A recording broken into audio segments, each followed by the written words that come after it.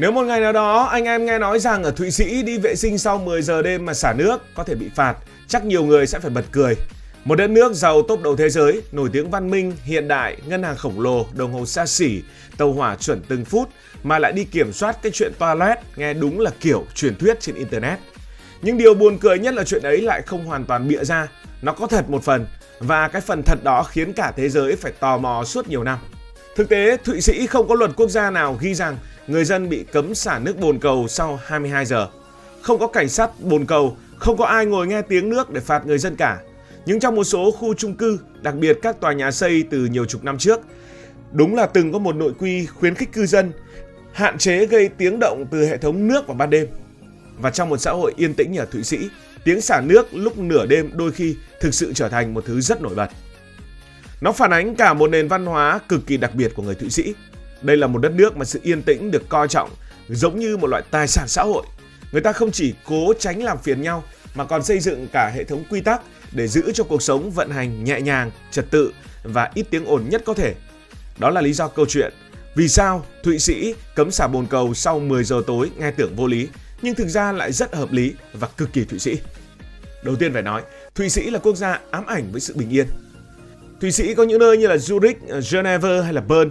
Nhiều người sẽ có chung một cảm giác đó là thành phố ở đây yên tĩnh đến mức khó tin. Không phải là vắng vẻ nghèo nàn đâu, mà là yên tĩnh của một xã hội có tổ chức rất tốt. Buổi tối ở nhiều khu dân cư gần như không có tiếng còi xe. Người đi bộ thì nói chuyện nhỏ nhẹ, đóng cửa cũng nhẹ tay. Thậm chí nhiều người còn đi dép mềm ở trong nhà để tránh gây tiếng động xuống tầng dưới. Có những con phố đông dân nhưng ban đêm im đến mức nghe rõ tiếng gió hoặc tiếng bánh xe vali kéo ở trên mặt đường. Với nhiều người châu Á, đặc biệt là những người quen sống ở những thành phố đông đúc như Hà Nội hay thành phố Hồ Chí Minh, cảm giác đó rất sốc. Bởi nhiều nơi tại châu Á, âm thanh là một phần tự nhiên của cuộc sống. Tiếng xe máy, tiếng hàng quán, tiếng nói chuyện, tiếng karaoke nó hòa lẫn vào nhau và đôi khi là quá ồn. Nhưng ở Thụy Sĩ, sự yên tĩnh mới là trạng thái mặc định của cuộc sống. Điều thú vị là người Thụy Sĩ không coi đó là sự khó tính. Với họ, giữ yên lặng là biểu hiện của sự tôn trọng lẫn nhau. Họ tin rằng không ai có quyền làm phiền sự nghỉ ngơi của người khác chỉ vì tiện cho bản thân. Và vì suy nghĩ ấy, rất nhiều nội quy tưởng nhỏ nhặt đã xuất hiện trong đời sống hàng ngày. Giờ hãy quay trở lại với câu chuyện cảnh sát bồn cầu. Để hiểu câu chuyện này, hãy quay lại thời kỳ nhiều chung cư Thụy Sĩ được xây dựng sau Thế chiến thứ hai. Khi đó tiêu chuẩn cách âm chưa có được tốt như bây giờ. Hệ thống xả nước bằng kim loại chạy dọc tường nhà truyền âm thanh một cách rất là mạnh mẽ. Ban ngày thì cũng chẳng ai để ý đâu, nhưng mà ban đêm mọi thứ im phăng phắc, tiếng xả nước từ tầng trên nghe rõ một một. Ai từng ở khu tập thể cũ chắc là cũng hiểu cái cảm giác này, đang ngủ ngon mà nghe thấy ào một phát như nước chảy ngay cạnh đầu giường. Trong một đất nước cực kỳ nhạy cảm với tiếng ồn như Thụy Sĩ, chuyện đó dần trở thành một điều khiến người ta khó chịu. Và thế là ở một số nơi xuất hiện các nội quy kiểu như hạn chế tắm khuya, tránh gây tiếng động từ hệ thống nước sau 22 giờ, hoặc khuyến khích không xả nước nếu không thực sự cần thiết vào đêm muộn. Sau đó thì Internet đã lấy những câu chuyện rất cục bộ ấy rồi biến thành tin đồn rằng Thụy Sĩ cấm xả toilet sau 10 giờ đêm. Nghe xong ai cũng tưởng đây là luật toàn quốc, nhưng thực ra nó giống một kiểu nội quy chung cư hơn là luật pháp. Dù vậy, việc một nội quy như thế từng tồn tại và ở một số nơi vẫn đang tồn tại đã đủ cho thấy người Thụy Sĩ coi trọng sự yên tĩnh tới mức nào.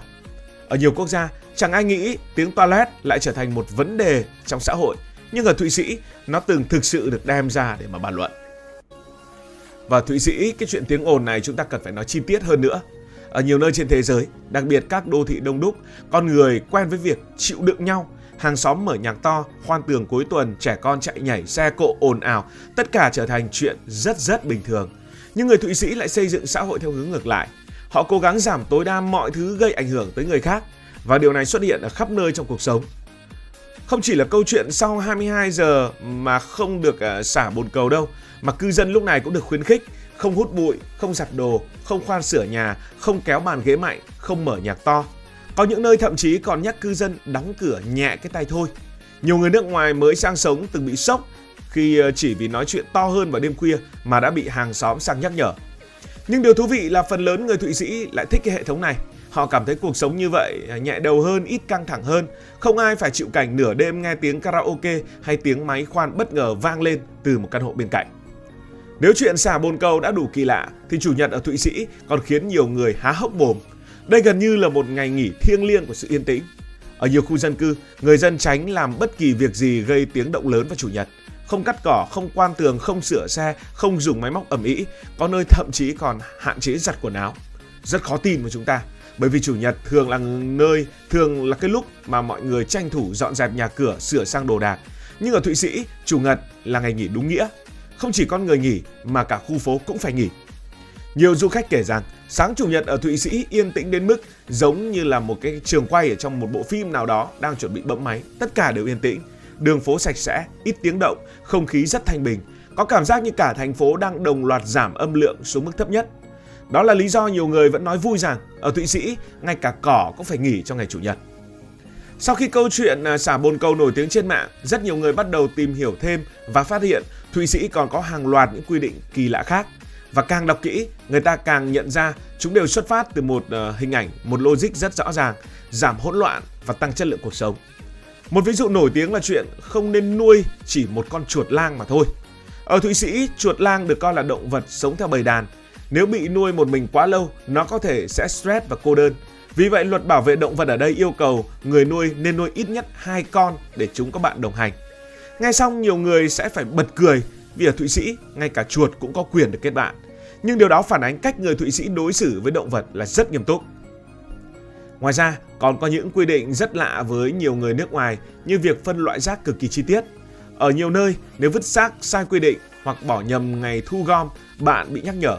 Nhưng Thụy Sĩ nổi tiếng sạch sẽ và có ý thức môi trường rất cao nên chuyện xử lý rác gần như là một phần của quy định xã hội. Một điều khác khiến nhiều người ngạc nhiên là ở nhiều chung cư, máy giặt không phải của riêng từng căn hộ mà là dùng chung. Mỗi gia đình được phân lịch rõ ràng, điều này giúp giảm tiếng ồn, tiết kiệm không gian và tránh tranh cãi giữa cư dân. Thú vị là càng tìm hiểu, chúng ta mới thấy càng có những câu chuyện rất Thụy Sĩ. Nó là kết quả của một đất nước rất coi trọng kỷ luật và tôn trọng lẫn nhau. Đây hoàn toàn không phải là quốc gia đông dân, dân số rất nhỏ, chỉ bằng khoảng 1/10 Việt Nam. Nhưng họ nằm trong nhóm có mức sống cao nhất thế giới, giao thông công cộng thì cực kỳ chính xác, thành phố thì sạch, tỷ lệ tội phạm thì thấp và chất lượng sống luôn ở đứng top đầu hành tinh. Muốn duy trì được cái hệ thống ấy thì họ phải xây dựng một văn hóa sống nhìn chung là rất mạnh mẽ. Nghĩa là mỗi người phải tự giới hạn một phần sự thoải mái của bản thân để đổi lấy môi trường sống tốt hơn cho tất cả mọi người. Không mở nhạc to, không làm phiền hàng xóm, không gây tiếng động vô ích, không biến không gian chung thành nơi hỗn loạn. Đổi lại, họ có cả một đất nước vận hành êm như đồng hồ cơ khí nổi tiếng của Thụy Sĩ. Điều thú vị là nhiều người sống lâu ở Thụy Sĩ lại nghiện cái sự yên tĩnh này. Ban đầu thì nhiều người nước ngoài cảm thấy Thụy Sĩ như vậy là quá ngột ngạt, quá nhiều quy tắc, quá yên lặng, quá nguyên tắc.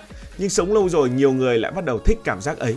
Họ thích việc ban đêm thực sự được nghỉ ngơi, thích chuyện không bị tiếng xe máy rú ga đánh thức lúc 1 giờ sáng.